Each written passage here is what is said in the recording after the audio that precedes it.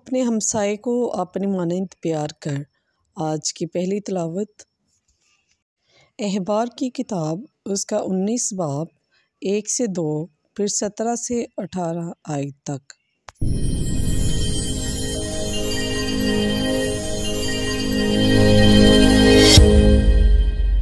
باپ اور بیٹے اور روح القدس کے نام آمین۔